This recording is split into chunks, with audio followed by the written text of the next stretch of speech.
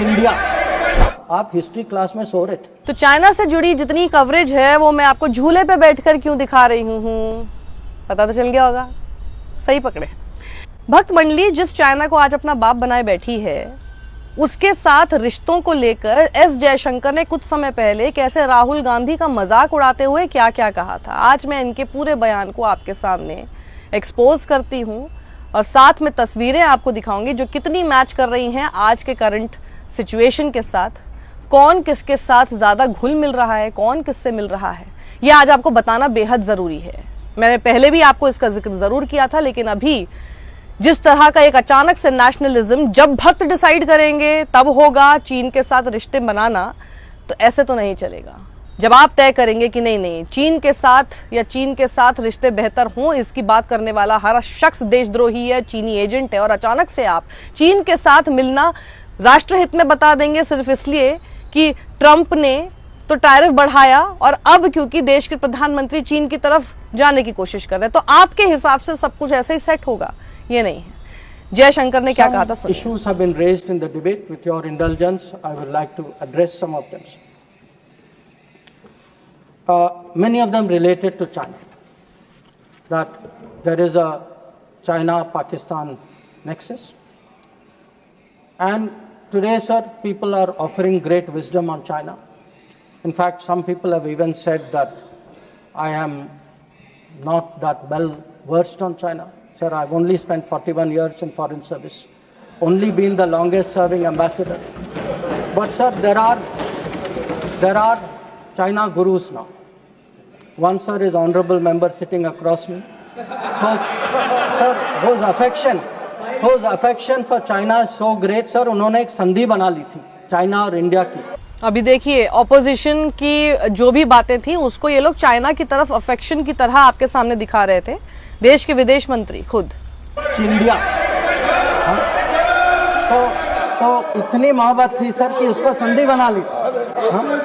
अब सर इनको छोड़िए, इनके अलावा एक और चाइना गुरु है।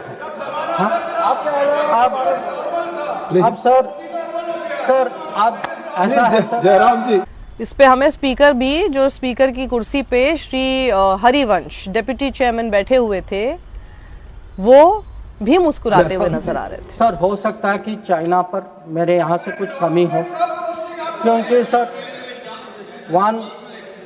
आई did not get China teaching by going to Olympics. किसी ने मुझे बुलाया नहीं sir. I was not a special person. हाँ, तो ओलंपिक्स में किसको बुलाया वो आप सब तस्वीरों से देख लीजिए, जिसका जिक्र इन्होंने किया। और उन्होंने कह रहे कि मैं ज़्यादा चाइना के बारे में मेरे को ज़्यादा अच्छी टीचिंग नहीं मिल पाई क्योंकि मुझे तो ओलंपिक्स में नहीं बुलाया था। आप विदेश मंत्री हैं, आपके तो रिश्ते बेहतर करने की कोशिश ही होनी चाहिए हर देश के साथ, लेकिन आप वहाँ संसद के पटल पर बैठकर इस तरह से कटघरे में खड़ा कर रहे थे दूसरे नेताओं को, जबकि आज आपके खुद के लीडर और देश के प्रधानमंत्री हमें ऐसी तस्वीरों के साथ दिखाई दे रहे हैं। लेकिन अब सब कुछ चंगा सी, क्योंकि आपने फैसला कर लिया, क्योंकि सब कुछ तो आप तय करेंगे। तो कुछ लोग जो हैं उनका चाइना ज्ञान जो है ओलंपिक्स जाने से हुआ। अब सर कभी आपका चाइना का ज्ञान कहां से हुआ जयशंकर जी? सिर्फ लेजर आई मीम्स बनाकर? उससे आपको लगता है कि पूरी विदेश नीति चल जाएगी? लेजर आई मीम्स ही बनाने की कोशिश की गई ना। क्या हुआ, क्या किया आपने? अपने आप को बहुत स्ट्रांग दिखाकर, लेकिन असलियत में कुछ ना करके। अब सर जब ओलंपिक्स में गए, किनसे मिले और क्या हस्ताक्षर किया, उसकी तो बात ही नहीं करते। किनसे मिले और क्या हस्ताक्षर किए? अगर चाइना जाकर किसी नेता से, किसी लीडर से मिलना इतना बड़ा घोर पाप हो गया, तो हम ये क्या तस्वीरें देख रहे हैं? फिर हम क्यों जा रहे हैं एससीओ में? क्यों जा रहे हैं? फिर क्यों कोशिश है कि गलवान के बाद लगातार सिचुएशन को ठीक करने की कोशिश हो? फिर क्यों कोशिश हो रही है ये सारी? अगर बताइए ना मुझे। अगर गलवान के बाद आपने ये बयान दिया और आपको लगता है कि ये नहीं होना चाहिए, चीन के साथ किसी भी नेता के साथ मिलना मतलब कि राजद्रोह टाइप की हरकत है, तो हम ये तस्वीर फिर वहां से क्यों देख रहे हैं? मैं ऐसा नहीं मानती हूँ, लेकिन मैं इसलिए बोल रही हूँ क्योंकि इसी तरह का नैरेटिव बिल्डिंग आपके सामने किया जाता है प्रोपेगेंडा के रूप में। बारिश हो गई थी इसलिए मैं अंदर आ गई हूँ। अब मैं लेकिन आगे का बयान आपको सुनाती हूँ। और सर जो मिले वो खाली चाइना से नहीं थे सर, कहीं और से भी थे, तो उसको मैं छोड़ देता हूँ सर, मैं बात नहीं करता उसके बारे में। क्यों छोड़ देते हैं जयशंकर जी? नहीं बिल्कुल बात कीजिए, क्योंकि अगर आप छोड़ेंगे तो हम आगे बात नहीं कर पाएंगे। आप पकड़े रहिए, हम आगे की बात करते हैं। पर सर कभी कभी क्या होता है कि जब ओलंपिक्स की क्लासरूम होती है ना, जब ओलंपिक्स की क्लासरूम होती है, कहीं सर कुछ बातें छूट जाती तो प्राइवेट ट्यूशन भी लेना पड़ता है। तो ये प्राइवेट ट्यूशन चाइनीज एम्बेसडर से, मतलब चाइनीज एम्बेसडर से प्राइवेट ट्यूशन ये लोग ले रहे थे। विपक्ष के लिए ये बात कह रहे हैं, कांग्रेस के लिए ये बात कह रहे हैं, राहुल गांधी के लिए बात कह रहे हैं। तो चाइनीज एम्बेसडर से बात करना तो बहुत बड़ा दोष हो गया, लेकिन चाइनीज प्रेसिडेंट से मिलना बिल्कुल सही है ना? सिर्फ इसलिए कि आपने कह दिया, जो आप कहेंगे वो सही है, वही हमें मानना पड़ेगा। पत्थर की लकीर। सबसे बड़े तो देशभक्त आप ही लोग हैं। तो चाइनीज एम्बेसडर को घर में बुला के प्राइवेट ट्यूशन लेते हैं। तो अब ये चाइना गुरु का कहना है सर कि चाइना और पाकिस्तान आज बहुत नजदीक आ गए। सर है, हकीकत है, पर कैसे पास आए सर, कैसे नजदीक आए? क्योंकि हम लोगों ने बीच में पीओके की। अब बहुत बढ़िया ज्ञान देने वाले हैं जयशंकर जी, बहुत गौर से सुनिएगा कि चाइना कैसे नजदीक आया पाकिस्तान के और कब से नजदीक है, क्योंकि उसके बाद फिर मैं इनको एक्सपोज करती हूँ। बीच में पीओके की धरती छोड़ दी थी हम लोगों ने सब। ये चाइना पाकिस्तान की बात कब से शुरू हुई? 62-63 से शुरू।